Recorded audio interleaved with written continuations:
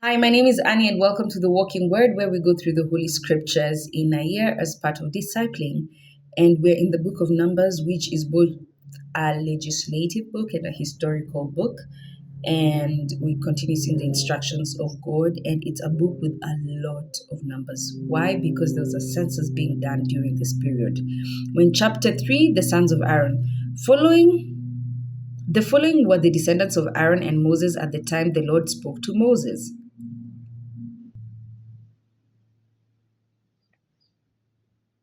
At the time, the Lord spoke to Moses on Mount Sinai.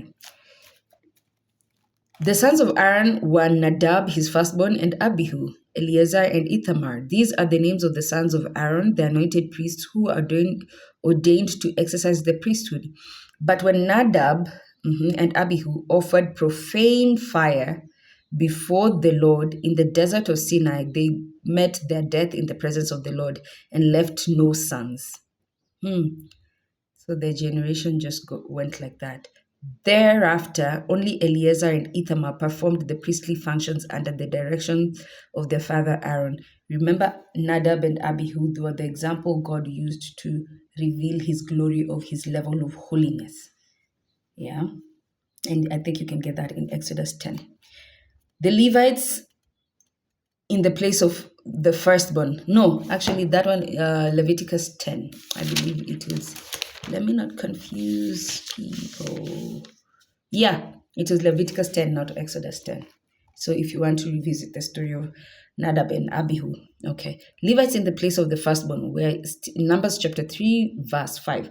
Now the Lord said to Moses, summon the tribe of Levi and present them to Aaron the priest as his assistants. They shall discharge his obligations and those of the whole community before the meeting tent by serving at the dwelling. You shall give the Levites to Aaron and his sons. They have been set aside from among the Israelites as dictated to me. But only Aaron and his descendants shall you appoint to have charge of priestly functions. Any layman who comes near shall be put to death. The Lord said to Moses, it is I who have chosen the Levites from the Israelites in place of every firstborn that opens the womb among the Israelites. The Levites, therefore, are mine, because every firstborn is mine. And this is where every firstborn must be dedicated to God. Everything fast. Make your life easier. When I slew all the firstborn in the land of Egypt, I made all the firstborn in Israel sacred to me, both of man and beast. They belong to me. I am the Lord. The census of the Levites. The Lord said to Moses in the desert of Sinai, take a census of the Levites by ancestral houses and clans, registering every male of a month or more. Moses therefore took the census in accordance with the command of the Lord had given him. The sons of Levi were named Gershon, Kohath, and Merari. The descendants of Gershon by clans were named Libni and Shimei. The descendants of Kohath by clans were Amram, Izhar, Hebron, and Uziel. The descendants of Merari by clans were Mahli and Mushi. These were the clans of the Levites by ancestral houses. The duties of the Levitical clans, okay? To Gershon belonged the clan of the Libnites and the clans of the Shimeitites. These were the clans of the Gershonites. When all the males of a month or more were registered, they numbered 7,500. The clans of Gershonites camped behind the dwelling to the west. The prince of their ancestral house was Eliasaph, son of Lael. At the meeting tent, they had charge of whatever pertained to the dwelling, the tent and its covering, the curtain, and the entrance of the meeting tent. The hanging on the court, the curtain at the entrance of the court, enclosing both the dwelling and the altar and the ropes. To Kohath belonged the clans of the Amramites, the Izharites, and the Hebronites, and the Uzielites. These were the clans of the Kohathites. When all the males of a month or more were registered, they numbered 8,300. They had charge of the sanctuary. The clans of the Kohathites camped at the south side of the dwelling. The prince of the ancestral house was Eleazar, son of Uziel. They had charge of whatever pertained to the ark, the table, the lampstand, the altars, the utensils with which the ministry of the sanctuary were exercised, and the veil. The chief prince of the Levites, however, was Eleazar, son of Aaron the priest. He was supervisor over all those who were in charge of the sanctuary. To Merari belonged the clans of the Mahalites and the Mushites. These were the clans of the Merari. When all the males of 1 month or more were registered, they numbered 6,200. The prince of the ancestral house of the clans of Merari was Zuriel, son of Abihail.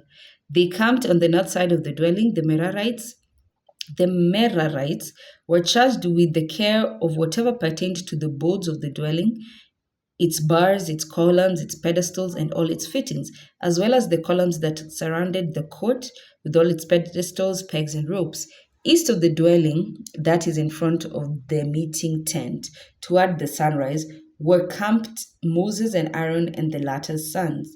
They discharged the obligations of the sanctuary for the Israelites. Any layman who came there was put to death. The total number of the male Levites, 1 month and old, who Moses had registered by clans in keeping with the Lord's command, was 22,000. Okay, was 22,000. Census and ransom of firstborn. The Lord then said to Moses, we're in verse 40, take a census of all the firstborn males of the Israelites 1 month old or more and compute their total number. Then assign the Levites to me, the Lord, in place of the firstborn of the Israelites, as well as their cattle in place of all this firstborn among the cattle of Israelites. So Moses took a census of all the firstborns of the Israelites, as the Lord had commanded. When all the firstborn males of 1 month or more were registered, they numbered 22,273. The Lord said to Moses, take the Levites in place of all the firstborn of the Israelites, and the Levites' cattle in place of their cattle. And the Levites may belong to me. I am the Lord, as ransom for the 273 firstborn of male Israelites who outnumber the Levites. You shall make 5 shekels for each individual according to the standard of the sanctuary shekel, 20 gerahs of the shekel, 20 gerahs to the shekels. That's the exchange rate, yeah? Give the silver to Aaron and his sons as ransom for extra number. So Moses took the silver as ransom from those who were left when the rest had been redeemed by the Levites. From the firstborn of the Israelites, he received in silver 1,355 shekels according to the sanctuary shekel. He then gave the ransom silver to Aaron his sons as the Lord had commanded him. Now, the reason why it's a ransom to the Levites, so for every firstborn the Israelite has, there's an amount you pay for one, let me not call it amount, but it's an offering that God, you have already taken the tribe of the Levites in place of my own firstborn child. And so that is the offering behind it. We are going to chapter 4 in the next one.